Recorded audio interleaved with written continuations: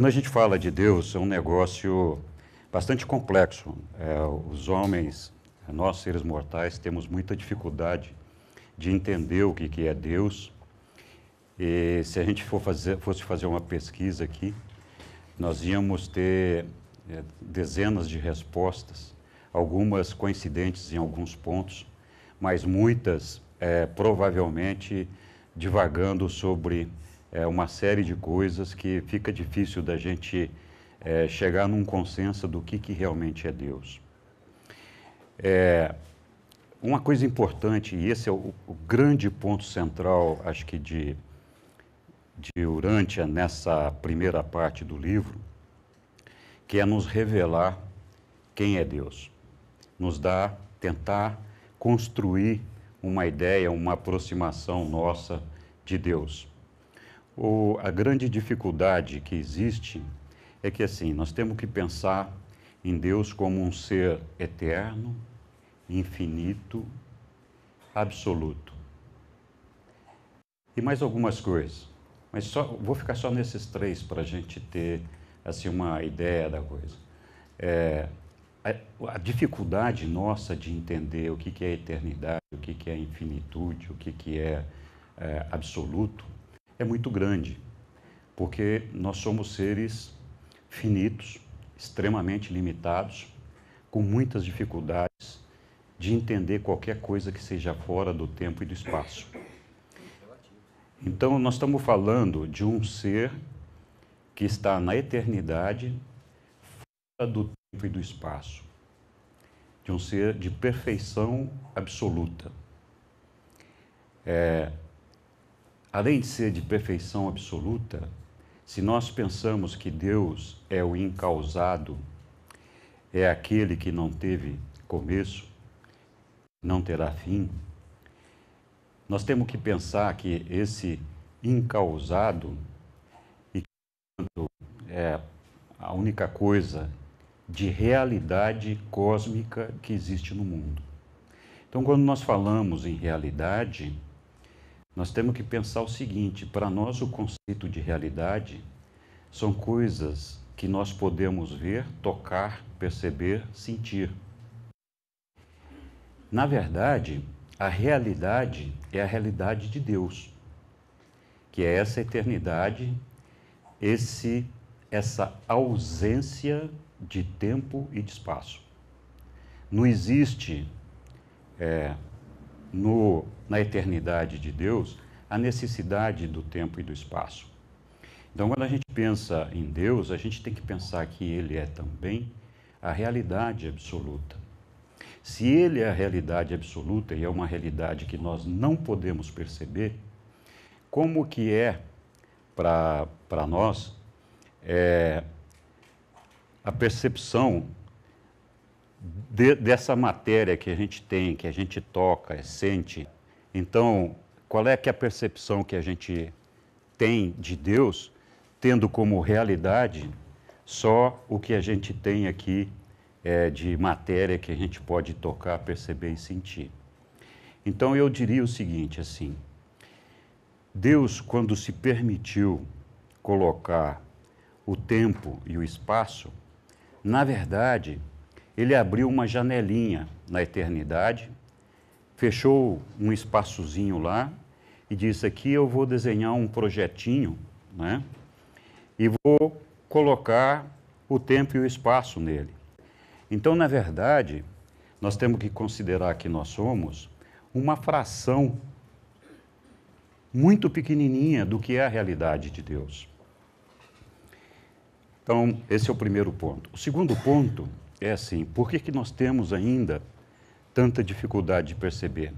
Eu fico pensando assim naquele cientista, no cara do laboratório, que põe a ameba ali no espelho do microscópio e fica examinando aquela ameba ali, né?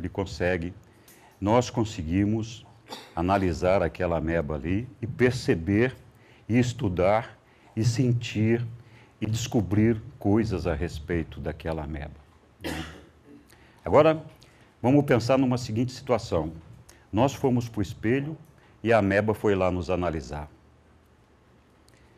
Então, não faz muito sentido para a gente que uma ameba estivesse nos analisando. Por quê? Porque ela é um ser inferior a nós, de uma realidade inferior à nossa, de uma percepção inferior à nossa. Então, a nossa dificuldade com relação a Deus é uma coisa muito parecida. Vamos dizer que a gente fosse esse cidadão que está aqui, né? E aí está lá Deus olhando a gente no microscópio, e a gente ali daquele espelhinho onde nós estamos posicionados, olhando de baixo para cima, e fala, putz, Zé, estou vendo alguma coisa lá. É o olhão de Deus, né? Ele fala, estou vendo uma coisa preta ali com um negócio e tal. É a realidade que nós conseguimos perceber de Deus. É muito difícil para nós entendermos Deus justamente por isso. A nossa realidade é a realidade da ameba em relação a nós e nós em relação a Deus. Então, significa o seguinte, eu falei daquela janelinha no tempo e no espaço que Deus abriu para construir na eternidade essa janelinha para a gente, e o que, na verdade, no momento em que Ele abriu aquela janelinha ali, é como se a gente tivesse um grande V, né, fechando um ângulo assim, então um funil, nós estamos ali na ponta do funil, que é aquele vértice ali, aquele pontozinho de encontro, nós estamos ali. E Deus é esse espaço que está aqui em cima todo, e nós estamos querendo lá de baixo entender todo esse negócio que está aqui em cima, né? O nosso caminho ascendente é exatamente isso, essa mudança de realidades e de percepções no nosso crescimento.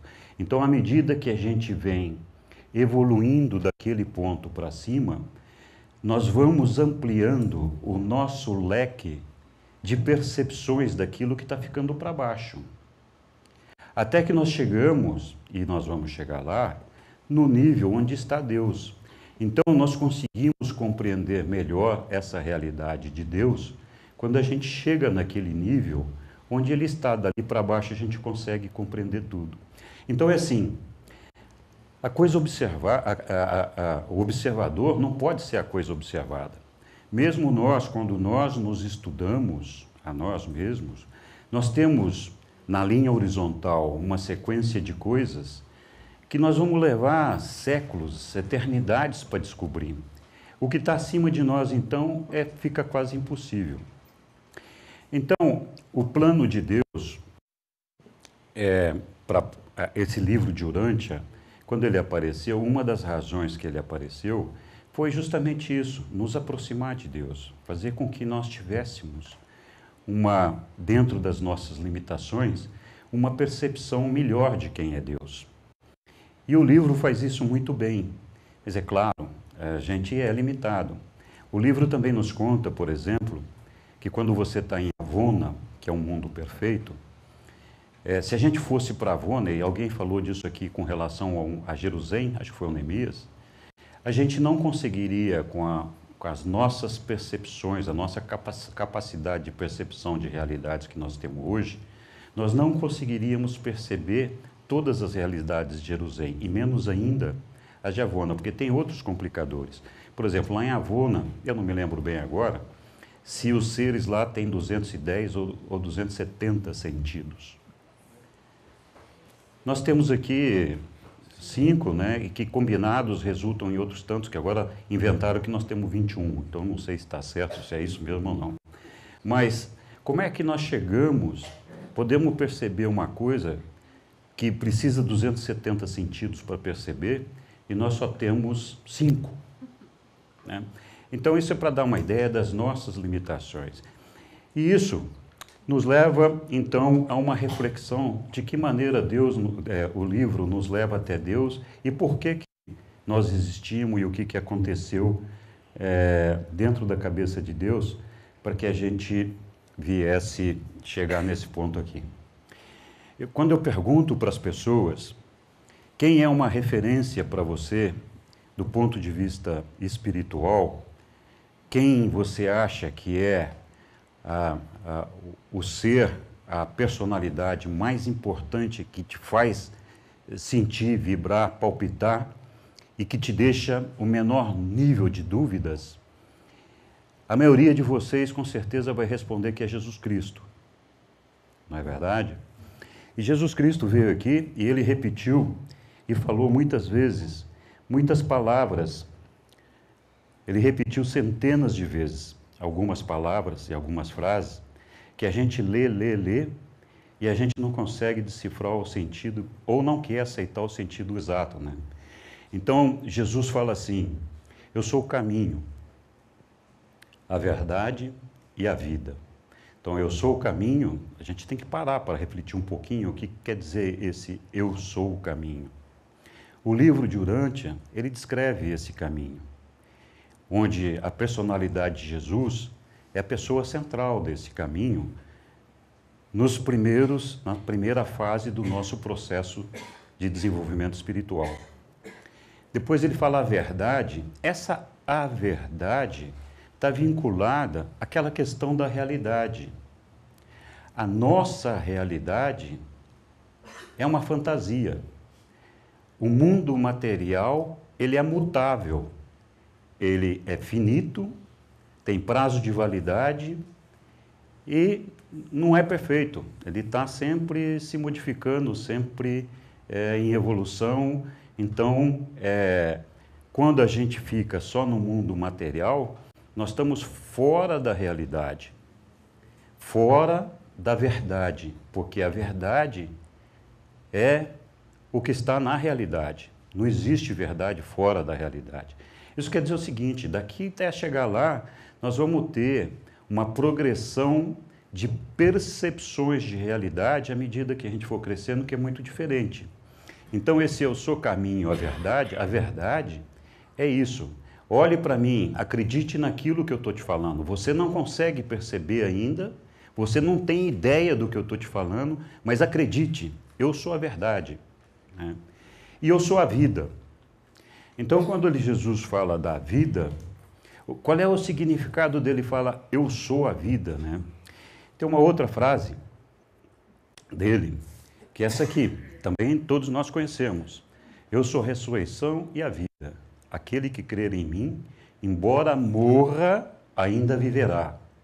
Em verdade, todo aquele que viver e acreditar em mim, nunca morrerá. Então, quando a gente para pensar nisso, Jesus está falando da vida eterna, não é verdade? Ele primeiro reconhece que o ser mortal morre, termina, acaba, mas ele está dizendo que nós não somos só isso, que se nós acreditamos nele, se nós temos fé, se nós desejamos viver, ele é a nossa ressurreição, ele é a nossa eternidade, ele é a vida, nós não vamos acabar nunca. Então, a gente lê essas coisas aqui, que Jesus fala, e muitas vezes a gente fala e recita e fala, mas nós não paramos para pensar, né? Eu sou a ressurreição e a vida é a vida eterna, né? Então é isso. Então, eu acho que isso daí dá motivo para a gente fazer uma profunda reflexão do que é o nosso desenvolvimento espiritual e a nossa relação com Deus. Eu vou falar um pouquinho dos documentos de Urântia, agora que nós fizemos essa pequena introdução. Eu queria dizer e repetir de novo, tudo que eu vou falar aqui é o meu entendimento, não é o entendimento da associação. Eventualmente, algumas pessoas não vão concordar com algumas coisas que eu vou falar aqui. Eu vou procurar com honestidade descrever aquilo que eu acho que é a verdade que eu enxergo.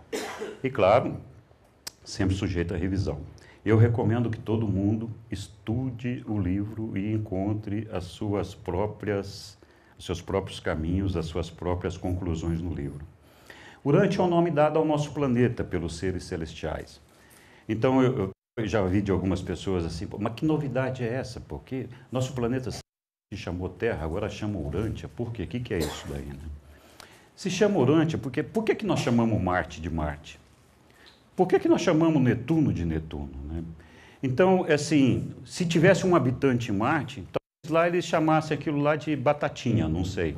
E aí a gente chega dizendo que lá é Marte. E fala, mas que novidade é essa, né? Bom, os seres celestiais, deram o nome ao nosso planeta de Urântia. É um problema deles, eles acharam que esse era o nome que tinha que ter no nosso planeta. Nós podemos gostar dele ou não, aceitar ou não. Esses seres celestiais são seres que não habitam, não são habitantes do nosso planeta, eles são habitantes de fora do nosso planeta, podem estar até aqui habitando, mas não são seres oriundos do nosso planeta. A história do livro cobre um período de cerca de 50 anos, que vai desde 1906 até 1955. 1906 tem uma certa controvérsia aí, que fica entre 1906 e 1911, que foi quando começaram os primeiros contatos, e alguns assumem como certo 1908, fazendo uma média aí de 1906 com 1911. Mas cobre um período de mais ou menos 50 anos. Quem quiser saber bastante detalhes disso, veja lá a história dos documentos de Urântia. Tem lá no site do ELUB, tem isso daí lá. Autoria do livro. O livro, ele se apresenta isento de autores humanos, isentos de autores que nós conheçamos e que nós possamos reverenciar ou idolatrar. É lógico que eles têm autores. O livro tem como autoria as entidades celestiais, os seres de luz, que participaram desse processo do livro. Então, quando a gente vê lá no índice do livro, está lá, para cada documento que tem do livro, tem lá um autor, um mensageiro solitário, um conselheiro divino, enfim, tem vários. Não está identificado pelo nome, mas pela ordem do ser, né? Trata-se de uma série de documentos, são 196 documentos, né? Distribuídos em 2.097 páginas. Esse livro, se cair na cabeça, ele machuca. Não pode deixar o bicho lá na prateleira quietinho. Se não for ler, não for estudar, é melhor tirar da prateleira e guardar em outro lugar. Cada um discorre sobre um tema apresentado por algum ser divino ou de luz. Os autores nos instruem sobre a origem, história e destino da humanidade e da nossa relação com Deus. Eles também apresentam um retrato único, convincente da vida dos ensinamentos de Jesus. Abrem novos horizontes de tempo e eternidade. Eu comecei falando disso aqui. Então, a nossa percepção de tempo e eternidade é que é uma coisa muito falha. Nós ficamos pensando o que pode ser a eternidade e a gente não tem a menor ideia do que é isso. Mas a verdade é que essa vida que nós estamos vivendo aqui, que é extremamente importante para nós, para acedermos ao próximo passo, nós já falamos disso aqui agora há pouco, tem aspectos interessantes. Nós vamos nos lembrar de muita pouca coisa dessa vida aqui à medida que a gente for avançando na eternidade. Nós vamos lembrar dos valores. Hoje a gente tem uma sensação de que a nossa vida de misérias e de dificuldades e os problemas, que é um tormento, etc., eu queria fazer uma brincadeira aqui com vocês. Eu acho que aconteceu com todos vocês a mesma coisa que já aconteceu comigo. De quantas vezes, talvez semana sim, semana não, nós nos afligimos com uma situação onde nós entramos em desespero, onde nós rezamos a Deus prometendo mudar isso, mudar aquilo, que esse negócio não pode ser assim, eu preciso arranjar uma solução para isso, uma solução, me ajuda a resolver esse problema. Quantas vezes a gente perdeu o sono, ficou doente por problemas e tal. Eu tenho certeza que todos nós nos lembramos que isso aconteceu uma quantidade enorme de vezes nas nossas vidas. Agora eu vou pedir para vocês pensarem por um minuto só de quantas dessas vezes vocês se lembram efetivamente qual é que era o problema. Então talvez a gente se lembre de 1, 2, talvez 3 casos que marcaram definitivamente a nossa vida.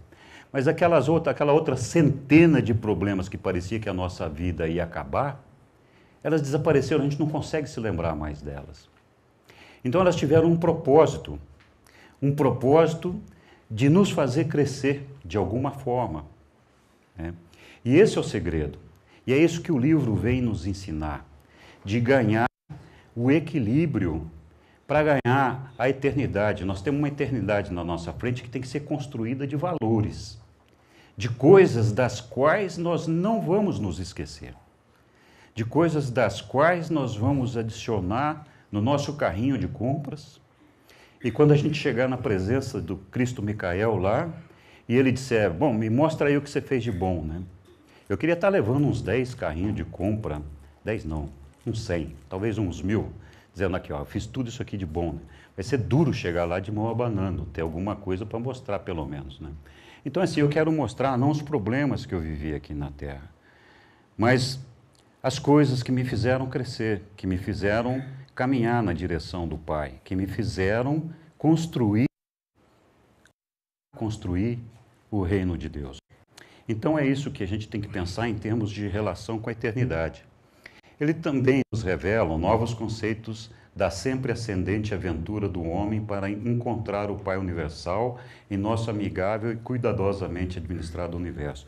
Então existe um universo que é administrado cuidadosamente por seres que estão cuidando do universo e cuidando de nós, e que, claro, nós não percebemos essas realidades, mas elas estão lá, e tudo isso foi construído para que a gente pudesse fazer essa carreira ascendente que a gente está fazendo, que é um processo de evolução, e a gente vai falar mais disso. O livro se apresenta como a quinta revelação de época. As revelações de época são feitas por deidades e seus representados. A quarta revelação de época, para quem não sabe, foi Jesus Cristo. A terceira foi Melquisedeque, o príncipe de Salém, que veio cerca de 2000 anos antes de Jesus. A segunda foi Adão e Eva, que vieram aí há mais ou menos 35 mil anos atrás. E a primeira foi Caligástia, que veio uns 500 mil anos atrás, mais ou menos. Caligástia era o nosso príncipe planetário. Então, a revelação de época, a diferença que tem da revelação de época é que ela nos mostra uma revelação feita diretamente por um ser de luz ou um ser celestial, com um propósito específico. Existem outras revelações que nós chamamos de revelações inspiradas, que são aquelas dos profetas, dos homens que tiveram visões e que aprenderam. Essas revelações também são importantes porque elas ajudaram, de certa forma, a construir aquilo que nós somos hoje, embora também tenham feito estragos, mas ela foi necessária e foi importante na nossa vida. Então, essas revelações se apresentam como, as de época, se apresentam como corretoras de rumo. Então, essas revelações inspiradas, muitas vezes, elas são resultados de inspirações de um momento que algum ser teve uma visão ou enxergou e teve uma visão que não soube traduzir corretamente, então traduziu de uma maneira equivocada ou nos deu uma ideia que não corresponde à realidade. Também nós temos situações onde a ciência não está combinando com a religião, a filosofia não está combinando com a religião, então a gente entra naquela situação de descrédito que acontece com quase todo mundo que tem uma religião, que fala, puxa vida, essa minha religião aqui, cheguei num lugar aqui que já não está mais me esclarecendo, não está batendo com nada. E é isso que causa o desânimo em muitas pessoas. Então a revelação de época vem para aparar essas arestas e resolver esses nossos problemas, dando um enfoque mais apropriado e mais verdadeiro para aquelas coisas que a gente tem dúvidas ou que não estão funcionando bem ou que a gente não está entendendo bem. Como surgiu o livro? 3 grupos de seres foram envolvidos no surgimento do livro. Um grupo foi a fonte de revelações, os seres divinos, os reveladores. Então, de um lado, os reveladores celestiais. Um grupo constituiu um instrumento através do qual a revelação se tornou possível, envolvendo alguns seres intermediários de um humano. Aqui já daria para ficar fazendo um discurso aqui de quase meia hora desse negócio, mas a gente vai ter que ir com calma, porque senão não tem tempo suficiente para isso. Então, todos esses assuntos, alguns deles vão ser tratados em palestras que vão ser feitas agora, outros têm que ser tratados, a gente tem que buscar e estudar lá, ou outras oportunidades. Um grupo formado por receptores e fomentadores da expansão das revelações. Então, nós tínhamos 3 grupos, um que transmitia, um que era o veículo da transmissão e outro que era o receptor da informação. Então, o primeiro grupo, a fonte, como já foi dito, eram os seres divinos. O segundo grupo, a técnica e o meio, a técnica, esse grupo tinha 2 partes, né? A técnica supõe-se que tenha sido feita através da participação de seres intermediários, que são seres que habitam o nosso planeta e se encontram entre os seres materiais, nós e os seres divinos, e por isso capazes de se comunicar conosco e com os seres divinos. Também tem todo um capítulo dedicado aos seres intermediários que depois Cada um pode procurar lá e estudar. O meio foi um indivíduo humano, cuja identidade jamais foi divulgada. A sua participação foi totalmente passiva. Ele sempre se encontrava adormecido e inconsciente dos fatos, servindo apenas como um veículo de comunicação verbal. Então era um sujeito que não sabia o que estava acontecendo, ele acordava, nunca sabia o que tinha acontecido, não tinha a menor ideia. Como o terceiro grupo, que era de recepção e fomentadores. Esse tinha 2 subgrupos ou comissão. Uma comissão de contato, com cerca de 6 membros, que era o grupo com quem as fontes reveladoras se comunicavam através desse indivíduo adormecido. O segundo grupo, que era o fórum, um grupo maior, inicialmente com 30 pessoas, depois 70. Mas vocês lembram que falei, durou quase 50 anos esse processo todo. Ao longo desses anos, passaram por esse grupo cerca de 481 pessoas que foram registradas como membros desse grupo. Talvez mais pessoas tenham participado dele, cuja função era tomar o conhecimento das revelações e manifestar o seu entendimento ou expandir o conhecimento fazendo perguntas. Então aqui já dava para falar mais outras coisas, mas nós vamos entender um pouquinho melhor mais para frente isso. Ambas comissões foram lideradas por um médico famoso, médico cirurgião e psiquiatra, que era o Dr. William Samuel Sadler, que foi considerado o pai da psiquiatria americana. Esse Dr. William Sadler era um cara muito reconhecido, tinha uma grande notoriedade na sua época, na sua comunidade, então era uma pessoa respeitável.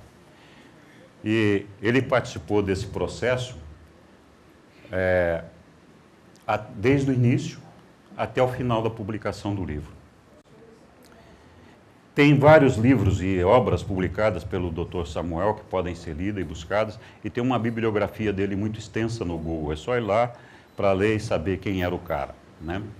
Ele não é o responsável pelo livro no sentido de ele ter produzido o livro, mas ele foi um elemento fundamental para que o livro pudesse ter sido produzido, no sentido de que ele soube conduzir todo o processo, foi com certeza um eleito, com isenção de ânimo, com credibilidade, com confiança por parte dos reveladores, que depositaram uma confiança nele e que ele respeitou até a última instância. Ele nunca deixou de cumprir aquilo que foi proposto a ele, que foi solicitado a ele pelos reveladores.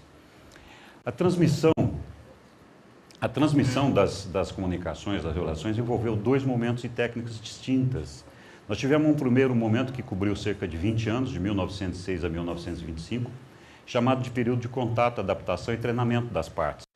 Nesse período, as comunicações eram verbais. Os reveladores se manifestavam através da fala do sujeito adormecido, com a comissão de contato, que tinha sempre um mínimo de 2 pessoas. Nessas comunicações havia diálogos onde podiam ser colocadas perguntas e respostas. Então, entre a comissão de contato e os reveladores, usando esse sujeito adormecido, havia a possibilidade de comunicação. Muito bem, depois desse período de adaptação, de conhecimento, de troca de informações, de experiências, etc., houveram cerca de 250 sessões dessas, começou um segundo momento, que foi a partir de 1920, que começaram a aparecer as revelações escritas. Como se deu isso? O primeiro aparecimento de documentos tinha cerca de 500 páginas. A comissão de contato foi instruída para datilografar os manuscritos, porque essas 500 páginas estavam manuscritas, e mantê-los em segredo, exceto para o fórum, até que o livro fosse publicado. Então, não quero entrar muito no detalhe da maneira como foi feito esse negócio, mas os documentos simplesmente apareciam escritos à mão, assim, de hoje para amanhã apareceu uma pilha de documentos ali naquela mesa. Isso é o que nos conta o negócio. E era sempre escrito à mão. Fizeram um esforço enorme para provar que era o sujeito adormecido que escrevia aquilo ali. Não, todas as conclusões, todos os estudos é de que ele não estava envolvido nisso daí. Então, esses documentos, esses manuscritos, depois de datilografados, os manuscritos misteriosamente desapareciam. Eu não vou entrar em muito detalhe desse negócio, porque dá para ler toda a história depois com mais calma quem quiser ver. O fórum fazia comentários e novas perguntas cada vez que estudava aqueles documentos foram produzidos, motivando os reveladores a expandir os textos ou incluir a produção de novos documentos. Esse processo demorou até 1934, 35, quando os títulos 1, 2, 3 do livro foram completados.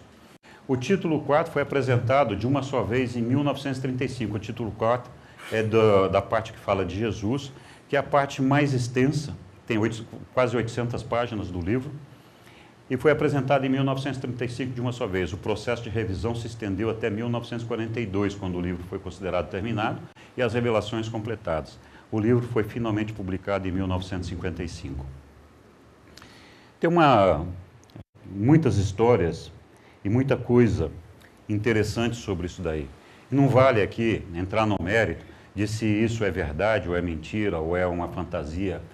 Né? Não se sabe como os documentos foram materializados na língua inglesa, ele simplesmente aparecia. A forma do surgimento do livro, como não poderia deixar de ser, suscita dúvidas e questionamentos a favor ou contra. Não há evidências nem de um lado nem do outro e nem poderia haver. Porque é aquela história, né? Se acredita em Deus ou não acredita. Então, tem coisas interessantes. Eu estava conversando com uma pessoa e nós estávamos falando sobre o livro de Urântia. E o cara foi assim, bem refratário, não quis saber a história. E aí, não, obrigado. Aí essa pessoa, depois começou a me contar alguns problemas, e uma outra pessoa que estava escutando falou assim, sabe o que você faz? Bota um pote de sal grosso lá na tua mesa, no escritório, que tudo isso aí vai passar. É mesmo? É? Então eu vou botar. Então, assim, a pessoa estava refratária a ouvir falar do livro, mas acreditou que o pote de sal grosso em cima da mesa ia resolver o problema da vida dela. Então é uma questão de crença, né? Não tem o que fazer. Né? Ok. Os documentos de Urântia nos dizem que uma de Deus reside em cada mortal normal e moralmente consciente, e esse fragmento divino, de alguma forma, participou da materialização dos documentos. Então, nós estamos falando do ajustador do pensamento aqui, nós vamos ter uma palestra sobre isso, espero que isso ajude a esclarecer um pouco também essa questão. A intenção dos reveladores invisíveis não era criar mistérios, mas estabelecer, em vez disso, uma estrutura que permitisse aos documentos de Urântia sustentarem-se por si próprios, que foi o que aconteceu com a maioria das pessoas que leram os livros. Fala assim, bom, eu não sei se essa história é verdadeira, mas você lê o livro e você fala, cara, faz sentido para mim esse negócio. Está aqui alinhado, é um negócio que para mim tem lógica e faz sentido. Então, pronto. E se é verdadeiro ou não, tanto faz. Os autores do livro de Urântia não descrevem ou defendem uma nova religião. Né? Eles apoiam-se na herança religiosa do passado e do presente, incentivando uma religião pessoal viva, baseada na fé e no serviço aos seus semelhantes. Então, a ideia não é de formar uma igreja, não é de montar completamente, é sempre cada um estuda, desenvolve. Essas reuniões são para trocar ideias, para fomentar a divulgação do livro e promover o livro. Mas não é uma ideia de formar uma igreja, nada disso. Né? O livro de Urântia, ele combina ciência, nós vimos hoje de manhã quanta ciência tem no livro de Urântia, filosofia, história e religião. Faz isso de uma maneira clara, transparente, coerente, aparando todas as arestas existentes entre essas áreas do conhecimento humano, propiciando ao homem a integração mais clara e concisa sobre essas disciplinas. É muito engraçado porque, assim, um exemplo dos problemas que a gente tem, legados da religião, dificuldades com a ciência, por exemplo, etc., que provocam discussões homéricas que deixam a gente sem entender o que de fato é verdade e o que não é. Eu vou só mencionar um caso aqui, a questão do criacionismo versus o evolucionismo. Né? Então, só isso já gera um caldeirão de balbúrdia que é extremamente complicado. E o livro vem dizer que os dois estão certos. E eu vou mostrar depois como é que eles mostram isso para a gente, está lá no livro, né? As revelações motivam profundas reflexões que poderiam transformar a vida humana e inspirar todos os homens e mulheres do nosso planeta. Então é assim, ó, a história, a evolução, eu não sei se a sequência está certa, tá? Não importa isso também. A ciência diz que nós somos resultados, né, resultado de uma evolução que, na verdade, antecede o macaco, o símio, seja lá quem for. Esse negócio vem já lá do micro-organismo e vem evoluindo, passando pela rã, passando por não sei aonde, até chegar no símio e depois evoluir até chegar no homem. Então é assim, pela ciência, o homem é um resultado de um processo de evolução. E, de uma certa maneira, mostra e prova isso, né? Onde é que entra o criacionismo nisso? Aqui minha pergunta para vocês é, olhando para essa figura aqui, ó, essas figuras aqui, em que momento apareceu a alma aí? Onde surgiu a alma? Em que momento o animal deixou de ser simplesmente um animal e passou a ser o homem? Porque até onde a gente sabe, macaco não tem alma.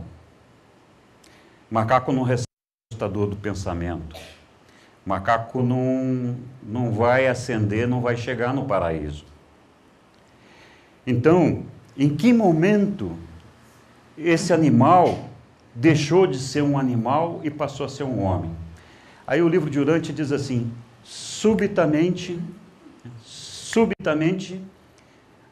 foi gerado esse ser e lá dentro foi plantada a alma, foi colocado um processo de inteligência diferente, etc. Então, foi o criacionismo, né? Primeiro porque as amebas, os micro-organismos que foram colocados lá atrás, foram criados por Deus. Não teve um Big Bang que produziu aquele negócio. Foi Deus que criou toda a vida que existe no universo, independente de ser um animal ou não, independente de ser homem ou não. E segundo, quando a gente fala do homem, mesmo admitindo a teoria da evolução, houve um momento em que o animal deixou de ser animal e passou a ser homem. A ciência não consegue provar isso, porque a ciência não consegue saber onde está a alma, não consegue provar a existência da alma, né? Então, essa é uma solução que o livro de Urantia nos traz e mostra, olha, tanto a ciência quanto a religião que fala do criacionismo estão certos, né? Nós não temos que brigar por conta disso. Nós só temos que entender e chegar num consenso dos significados dessas coisas. Esse despertar espiritual, a gente lendo o livro e entendendo como ele funciona, esse despertar espiritual lançaria uma nova e melhor era de relações humanas para que possamos realizar a fraternidade social sobre o nosso planeta e alcançar a paz e a boa vontade duradouras através da transformação espiritual de cada indivíduo e toda a humanidade. Então, a ideia é de que a gente continue crescendo, evoluindo. Nós tivemos o plano habitualmente ou normal seguido para a evolução do homem abortado por acidentes do tempo, como Jesus fala, como que foi a questão da rebelião de Lúcifer, onde o nosso príncipe planetário Caligarte aderiu à rebelião, tivemos os problemas com Adão e Eva depois, enfim, tivemos uma sequência de problemas que nos pararam de ter uma sequência de revelações e de informação correta que nos ajudasse a construir uma espiritualidade mais dentro de uma rotina normal.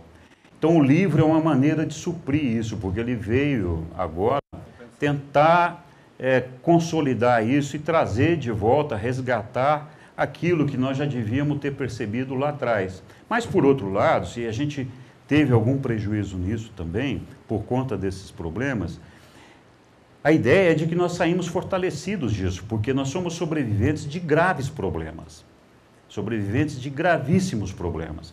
Então, se nós formos capazes de superar esses problemas, nós com certeza temos um mérito que merece ser olhado com carinho, e assim é pelo nosso Pai Celestial. Qual é a mensagem central do livro? O que é que o livro nos fala? A mensagem central é que nós somos seres humanos, somos uma família, filhos e filhas de Deus, o Pai Universal, e como tal somos todos irmãos, né? Então, eu já falei algumas vezes aqui, estive discursando aqui alguma coisa sobre a personalidade. Nós somos membros de uma família.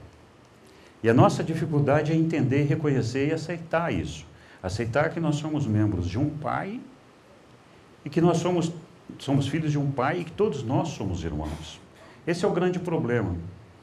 Então, essa ausência dessa aceitação, desse conhecimento, implica também na não aceitação da diversidade, uma série de outras coisas, é que apresenta os desafios que nós temos no dia a dia para fazer o crescimento espiritual que a gente precisa. E qual é que é o propósito dessa nossa família, né? Por que aquela família foi criada? Essa família é uma criação de amor. Eu faço questão de frisar essa parte, não precisaria ter colocado isso, porque algumas pessoas ficam céticas com relação ao plano de Deus depois. Então, assim, isso foi criado, o plano de Deus, essa família foi criada por um ato de amor do Pai Universal, nunca duvidem disso. Integra um propósito evolutivo de aperfeiçoamento que se dá pela experienciação. Então, é um propósito de evolução que vai acontecer dentro da experienciação. Partindo de um nível de imperfeição absoluta, dentro de uma realidade relativa na matéria. Então, eu já falei das realidades. A nossa realidade material é uma realidade muito pequenininha, está na matéria lá, é a menor realidade que pode haver no universo. Até alcançar um nível de perfeição do Pai Universal, no plano de realidade absoluta, que é o plano de realidade espiritual. A realidade do mundo é espiritual, não é material. Então, qual é a razão desse propósito? Por que foi feito isso daí? Então, nós tendo esse propósito de evolução, qual é o objetivo desse propósito de evolução? Esse propósito tem como meta a expansão experiencial das deidades, juntamente com a criação de uma miríade de seres perfeccionados que integrarão os infinitos planos de criação do Pai Universal, os quais demandarão esses seres perfeccionados. Então, é assim, nós já falamos, Deus é perfeição absoluta. Eu até brinquei aqui, muita teoria e pouca prática, né? Porque um ser que sempre foi perfeito, sempre existiu, sempre teve a ciência, a presciência, domínio, conhecimento de tudo, ele não teve, a única coisa que ele não teve foi a imperfeição. Ele nunca foi imperfeito. Não houve um momento na vida de Deus que ele tivesse sido imperfeito. E ele também não é o mal. Não sendo imperfeito, ele não pode ser o mal, porque o mal é imperfeito, é imperfeição. Então, por alguma razão, Deus quis ter essa aquisição experiencial e ele não poderia viver essa aquisição por ele mesmo, porque ele já é perfeito, não tem como perfeccionar aquilo que é perfeito. Então, ele teve que arranjar um mecanismo, uma maneira de fazer isso.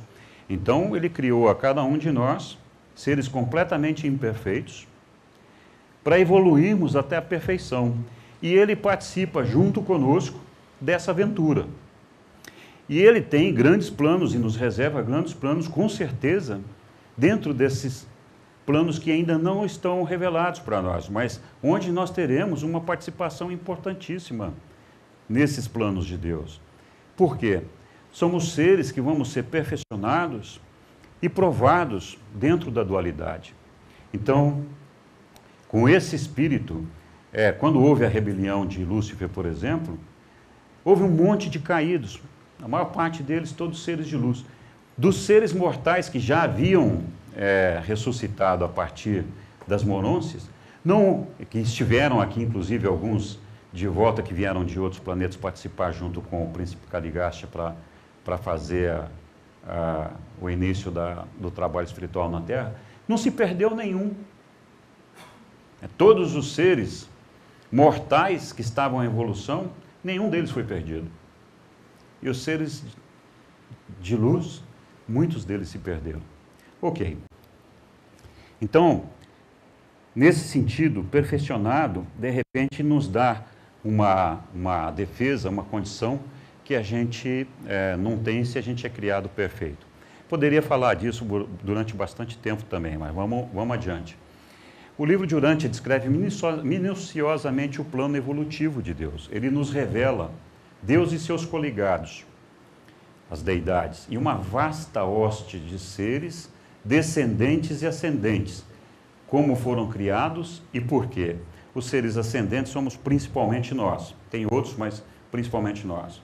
Os seres descendentes são aqueles que vêm descendo desde a divindade absoluta lá, até chegar nos anjos e outras coisas que nos ajudam aqui na Terra. Descreve os espaços, os universos perfeitos e em evolução e de como foram criados e por quê. Nós vamos ter uma palestra sobre isso. Descreve o nosso universo local e toda a sua estrutura, de quem o criou, como, quando e porquê. Descreve o nosso planeta Urântia, de como ele foi criado. Então, como a Terra nasceu, como ela surgiu, como e quando ela evoluiu, de que maneira a vida foi criada e desenvolvida no nosso planetinha. Tudo isso está no livro. O livro de Urântia descreve minuciosamente, ainda, nos revela como o plano traçado para nós sofreu a interferência de todos os detalhes da rebelião de Lúcifer. Então, que consequências nós tivemos disso? Revela a criação do homem Urântia e toda a evolução da humanidade até os dias atuais. Conta os propósitos e descreve os detalhes da vinda e vida de Adão e Eva ao nosso planeta. Retrata a vida e os ensinamentos de Jesus com detalhes de uma maneira surpreendente e convincente. Não existe nenhum relato no mundo da vida de Jesus mais completo, mais amplo e mais abrangente do que aquele que está no livro de Urântia. Não tem nenhuma história parecida com aquela que está lá. Revela passo a passo como podemos alcançar o Pai e a vida eterna. Então, todos esses temas que estão relacionados ao plano de Deus, está claramente identificado lá. Então, por que que vamos recapitular aqui rapidamente, por que que o eterno infinito Deus, né, que é o eterno infinito, criou o finito, que somos nós e todo esse mundo que a gente habita aqui? Então vamos lá. Nada em níveis não existenciais pode substituir a experiência. O que é isso? Deus é um ser existencial. Como ser existencial, ele já veio, ele já sempre existiu com aquele conhecimento que ele já tem. Ele não precisa aprender nada, né? Já tem o conhecimento de tudo. A gente, quando precisa aprender alguma coisa, a gente tem que estudar, vai na prática, faz as experiências e vai aprendendo através das nossas experiências. Então, nós somos desprovidos do conhecimento e ganhamos esse conhecimento com a nossa experiência. Deus já tem o conhecimento, mas não tem a experiência. Então, se a gente sair fora do plano existencial, que é o plano de Deus, o nível absoluto, e partir para o mundo finito, que é o plano experiencial, nada pode substituir a experiência. Nós precisamos da experiência para chegar lá. O Deus infinito é repleto e completo, infinitamente inclusivo de todas as coisas, exceto do mal e da experiência evolutiva. Eu já falei disso. Deus não pode fazer errado, ele é infalível, não pode experimentalmente conhecer aquilo que ele jamais experienciou pessoalmente. Então, de novo a brincadeira, muita teoria, pouca prática, né? O pré-conhecimento de Deus é existencial. Então, também já falamos disso. É por isso, justamente por isso, com o desejo de ter essa experiência, de criar esses seres fortalecidos nesse processo de evolução, o Pai desce do paraíso para participar da experiência de plena boa-fé, junto com os mortais finitos, na carreira ascendente evolutiva. Apenas por esse método, o Deus existencial poderia tornar-se, na verdade, de fato, o Pai experiencial do homem. Então, isso está da maneira como está escrito lá no livro de Urântia. Então, Deus é uma palavra símbolo que designa todas as personalizações da deidade. O termo requer uma definição diferente para cada nível pessoal de função da deidade. Então, o que é Deus? De novo, né? Se a gente for falar para todos nós, a maior parte de nós, a gente tem como Deus a figura central, que é a personalidade do Pai. Mas Deus, como um todo, como o Deus total, completo, é mais do que simplesmente o Pai. Nós vamos falar um pouquinho disso aqui agora. Eu já mostrei isso em alguns outros slides e vamos falar um pouquinho rapidamente disso. Então vamos dizer que a gente tivesse o Deus que fosse um cara assim completo, total, absoluto, o cara está cheinho ali, é como se ele fosse o universo. Aí ele quer se aproximar de nós, ele quer ser então o planeta Terra para que a gente possa percebê-lo, porque a gente não consegue perceber o universo inteiro, né? Então o que ele faz?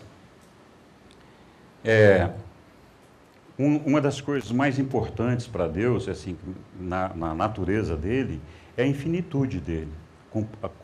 É a maneira como ele penetra e preenche todo o infinito e todo o universo, e como Ele mesmo se basta e como Ele mesmo tem uma inesgotável fonte de energia, de poderes, enfim, de uma série de coisas que nós nem sequer conseguimos traduzir e identificar. Então, num certo momento, Deus diz assim, olha, vamos dizer aqui, vou me fazer assim, estamos falando de maneira grosseira, o nosso objetivo aqui não é estudar os absolutos aqui, eu só quero que a gente entenda depois a figura do Pai, do Filho, etc. Mas ele então diz, olha, vamos me desdobrar aqui, eu vou abrir lá, para poder fazer com que o homem me conheça, eu faço o absoluto inqualificável, que representa toda a minha infinitude, toda a minha eternidade, toda a minha energia, toda a minha capacidade infinita, tudo aquilo que basta de mim mesmo. Mas esse absoluto inqualificável, ele é impessoal e ele é inativo. Então ele seja assim, embora seja uma infinitude, cheio de si mesmo, tudo, não acontece nada por ele mesmo. Precisa que alguém coloque em ação essa infinitude dele, essas energias dele. Então, assim, a partir da separação do absoluto inqualificável, ele criou o absoluto qualificável, que é as deidades. O que é as deidades? É a personalização de Deus. Então, assim, o absoluto inqualificável é aquilo que é impessoal, é aquilo que é personalizável, aquilo que Deus tem de pessoa, de entendimento, de relacionamento entre pessoas. Esse absoluto qualificável, mais uma vez, se a gente tivesse que se relacionar com ele, ia ser muito complicado. Então, mais uma vez, vamos dizer, entre aspas, ele se desdobra lá, e aí você tem a figura do Pai no momento em que, teoricamente, teria criado o Filho, né? Então, no momento em que surge a figura do Pai, surge a figura do Filho, existe a personalidade do Pai, a personalidade do Filho. Por que é importante isso para nós? Porque aqui a gente percebe que começa a nascer uma família, uma relação de pessoas, de personalidade, que nós também somos uma personalidade. Nós conseguimos nos relacionar com pessoas, nós conseguimos compreender o que é Deus, o Pai. Nós podemos entender que é um Pai amoroso, carinhoso, misericordioso, poderoso e um monte de outras coisas. Então, é uma personalidade com quem nós podemos nos relacionar. E, portanto, ao fazer isso, ele se revela para nós. Ele diz, eu sou esse cara com quem você pode conversar, esse cara com quem você pode se relacionar, né? Então, assim, nós não conseguiríamos nos relacionar com o absoluto inqualificável ou com o absoluto dos três absolutos ali, né? O absoluto total. É claro que quando surgiu essa separação do absoluto inqualificável e do qualificável, foi com o propósito de abrir aquela janela na eternidade para que surgisse o tempo e o espaço. Então, no momento em que foi criado o tempo e o espaço, de uma certa maneira foi limitada a capacidade da infinitude do absoluto inqualificável. Então, como é que uma coisa que é infinita, eterna, que não tem espaço, não tem tempo, não tem nada, você aprisiona ela num espaço e num tempo determinado. Então, no momento de fazer isso, surgiu uma tensão. Essa tensão, ela é administrada pelo absoluto universal. O absoluto universal é que administra, juntando o absoluto qualificável e inqualificável, para ajustar essa questão da infinitude de Deus para a finitude do nosso mundo aqui, onde as deidades estão participando com a gente dessa realidade. Além disso, o absoluto universal incorpora algumas coisas que não são impessoais e nem pessoais. O livro chama de subpessoais. Eu não vou entrar em exemplos aqui porque vai dar discussão. Então, assim, dentro do absoluto universal, além dessa característica de unificação, onde ele consegue unir o finito com o infinito, e manter dentro do finito partes da infinitude de Deus, ele tem essa agregação de tudo aquilo que é de subdeidade, que não é pessoal, e não é uma deidade, não é personalizável. Então, essa figura aqui do Pai e do Filho é que criou essa personalidade que nos permite relacionar com Ele, né? Então, a Ilha do Paraíso, que é o lugar onde é a casa de Deus, tem na parte superior as deidades, o Pai, o Filho eterno e o Espírito infinito, habitando essa parte da Ilha do Paraíso superior. Na parte inferior do paraíso está concentrado muito dos aspectos do absoluto inqualificável, chegando mesmo até esse absoluto inqualificável. Então é assim, resumindo essa história, dentro da Ilha do Paraíso nós temos alguma coisa do absoluto inqualificável e temos as deidades habitando lá. De lá eles dirigem e administram todo o nosso universo. Isso daqui, essa figura toda aqui, representa os 7 absolutos, mas representa também a primeira fonte centro. A primeira fonte centro é o absoluto inqualificável, o absoluto universal, o absoluto das deidades. A personalidade da primeira fonte centro é o Pai, que inclui a segunda fonte centro, que é o Filho, e a terceira fonte centro, que é o Espírito infinito. E a Ilha do Paraíso. Então, assim, quem coloca tudo isso em ação, a personalidade que administra, que faz funcionar todo esse processo, a personalidade que movimenta todo esse potencial de Deus, é o Pai. Mas ele não assume 100% disso daí, ele poderia fazê-lo. Ele delegou uma parte dessas ações para o Filho Eterno e para o Espírito Infinito. Então, assim, a primeira fonte centro é quem administra, a personalidade é quem administra tudo o que acontece, é a fonte do absoluto inqualificável. Então, toda a energia, todo o potencial de criação que existe no mundo e toda a infinitude, que vem do absoluto inqualificável e parte centrado na Ilha do Paraíso, provém do Pai e é manipulado e colocado em ação pelo Espírito Infinito. Então, assim, o Espírito Infinito, ele é o Deus da ação e é o Deus da mente, porque ele é que nos provê a mente, e é ele que usa das suas habilidades, ele e seus coligados, para movimentar e manipular todas as energias possíveis no mundo, para colocar aquilo que a gente conhece de matéria, de gravidade e um monte de outras coisas. Tudo isso daí é controlado através do Espírito Infinito e seus coligados. Então, é assim, o Pai teve a ideia, o Filho foi o arquiteto e o Espírito Infinito foi lá e é o construtor. Ele pegou aquele negócio todo lá e fez. Então, o Espírito Infinito é mente, o Pai é a personalidade, o Filho Eterno é a personalidade absoluta e ele é a fonte da energia espiritual, segunda fonte centro. Então, ele é o Espírito puro. A gente tem um pouco de dificuldade de entender a figura do Filho Eterno. E muita gente confunde o Filho Eterno com Jesus Cristo, né? Tem muitas religiões que incluem a segunda pessoa da Trindade a Jesus Cristo. Essas pessoas aqui, elas só são absolutas completamente como personalidades, como qualificadas, quando elas se juntam e elas recompõem aqui o absoluto das deidades. Então, é assim, para nós o mais importante aí é entender que tem o Pai, o Filho e o Espírito e essa Ilha do Paraíso aí, que são os que estão focados aqui no nosso plano de Deus aqui. Então, quando Deus faz o plano dele, ele define os protagonistas. Esses protagonistas envolvem diretamente a personalidade. A personalidade é a fonte do relacionamento. A fonte é da diversidade qualitativa de tudo que existe no universo.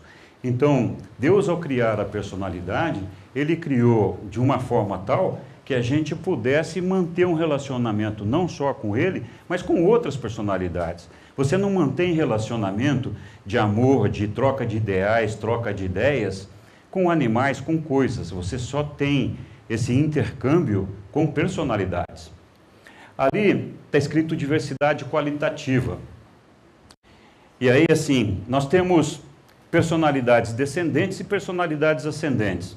Eu vou falar um pouquinho dos ascendentes que somos nós, entender um pouquinho esse processo.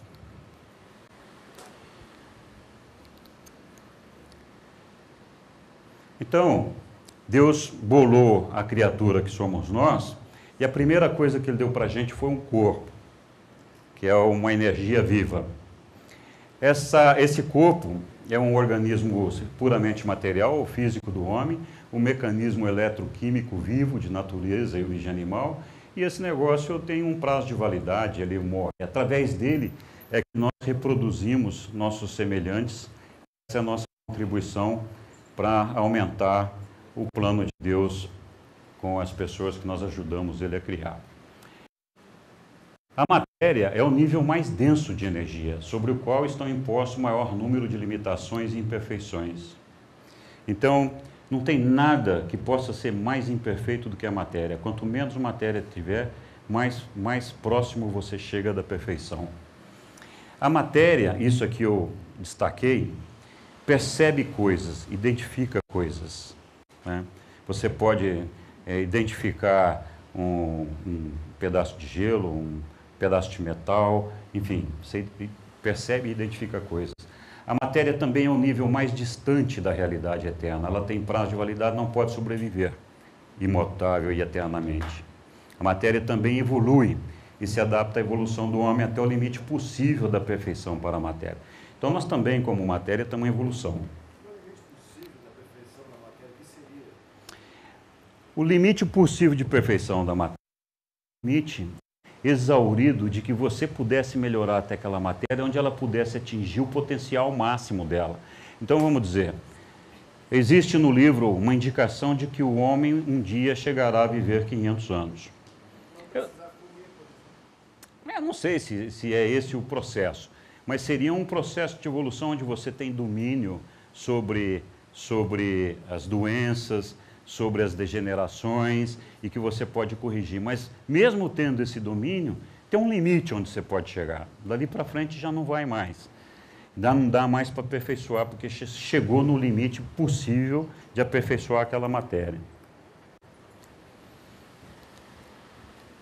A segunda coisa que nós ganhamos, isso vem através do Espírito Infinito, que também é chamado de agente conjunto, é a nossa mente. A mente é o mecanismo de pensar, sentir do organismo humano. Experiência total, consciente e inconsciente. A mente identifica e traduz os significados. A inteligência social e a vida emocional, buscando por meio da adoração e da sabedoria, alcançar um nível acima do espírito. Então, assim, basicamente, a mente, ela é um resultado de duas coisas, de um intelecto material e de uma dotação que nos é dada pelo Espírito Infinito. O processamento da mente, ele funciona através das nossas decisões, das nossas características, da nossa personalidade. Nós temos toda uma estrutura humana envolvida na maneira como a mente funciona, embora a gente tenha recebido uma dotação do Espírito infinito com relação a isso. Mas é ela que nos dá uma identidade, porque a mente é que consegue fazer com que a gente tenha uma percepção da nossa existência, uma autoconsciência de quem nós somos e podemos também, através dela, dessa identidade, se manifestar para outras pessoas. Eu já falei, enquanto nós estamos na carne, a mente, ela não é, mas ela é unificada como parte da nossa personalidade. A nossa personalidade é imortal, nós vamos falar daqui a pouquinho dela, mas essa personalidade, para atuar no universo, para desempenhar o papel dela, ela precisa ter uma identidade. Enquanto na carne, a mente é a nossa identidade. Essa mente que vai morrer com o nosso corpo é a mente responsável por desenvolver a alma junto com o espírito do Pai que nos habita. Então, é assim, se a mente não desenvolver a alma, o que acontece é que a alma, na verdade, quando a gente passa para o mundo monancial, a alma passa a ser, no mundo monancial para nós, o que a mente é para nós no mundo físico. Então ela passa a ser a identidade da nossa personalidade. É por isso que quando a gente morre, se a gente não tiver desenvolvido a alma, a gente não ressuscita do outro lado, porque a personalidade ressuscitaria sem uma identidade. E sem a identidade, ela não consegue desempenhar o seu papel. Então, nesse caso, não tendo uma identidade, a identidade já morreu. O indivíduo